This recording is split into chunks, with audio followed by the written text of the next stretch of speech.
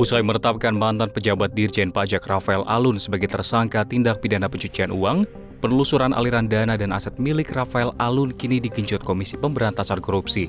KPK kini tengah menelusuri perihal transaksi jual beli rumah yang turut melibatkan Grace Tahir. Nah, terakhir kemarin kan kami melakukan penyitaan sebuah rumah di Jakarta Selatan.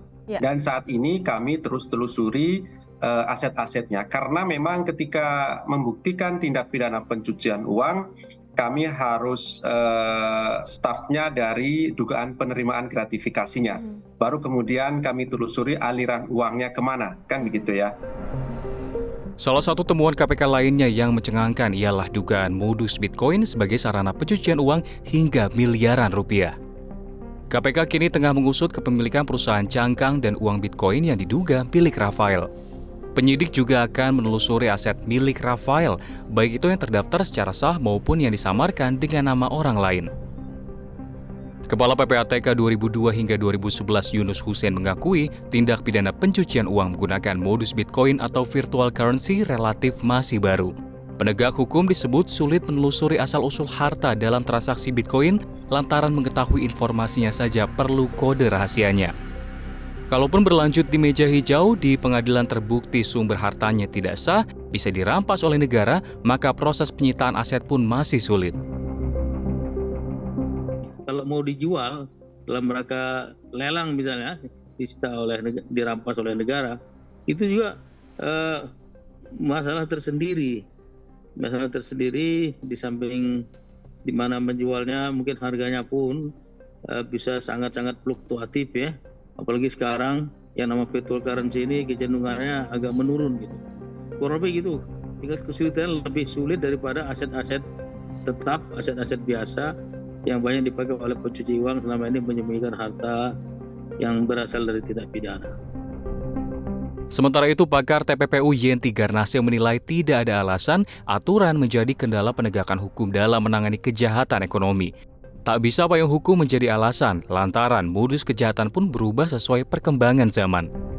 Jadi cryptocurrency ini menurut saya ya memang pintar ya pelakunya ya, karena sebagian besar orang Indonesia walaupun 2018 sudah ada dasar hukumnya, tetapi tetap aja yang menggunakan cryptocurrency kan orang-orang yang investasi online itu mereka tahu itu yang seperti itu ya, yang terlibat misalnya binomo dan sebagainya itu dia paham sekali berkaitan dengan ini.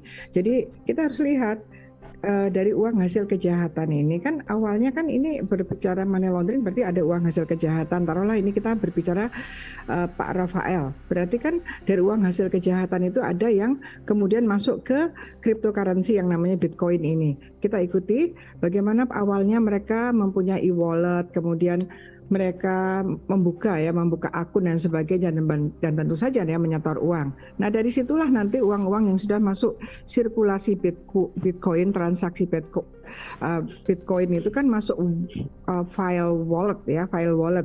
Nah e-wallet inilah yang ada akunnya itulah nanti yang kemudian bisa juga diambil dengan secara teknis ya, diambil sebagai melakukan transaksi melalui wire transfer.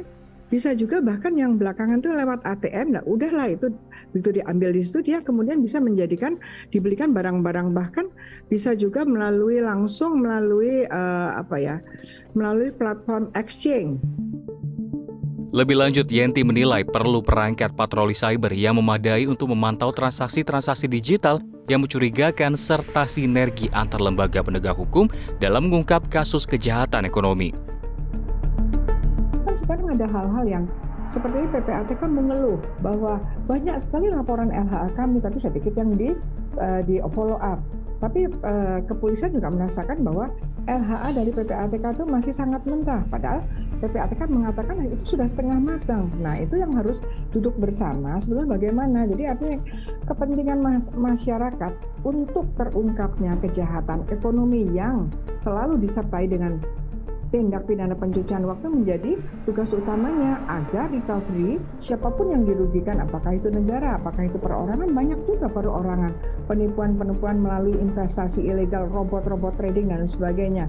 Ini merepotkan sekali karena karena memang korban merasa tidak mendapatkan perlindungan hukum yang memadai dari negara, di mana negara ada kalanya dianggap membiarkan terjadinya kejahatan ini karena memang pengawasannya kurang.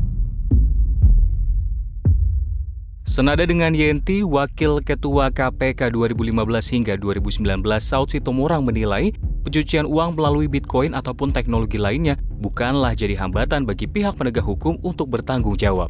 Semua teknologi atau semua sarana di mana mereka bisa placement uang, terus kemudian mengubahnya lagi, terus kemudian membersihkannya lagi dengan banyak cara, itu sudah menjadi bagian yang menjadi tanggung jawab semua penegak hukum. Selama itu nanti bisa diperoleh jejak digitalnya, tidak akan menjadi sulit gitu.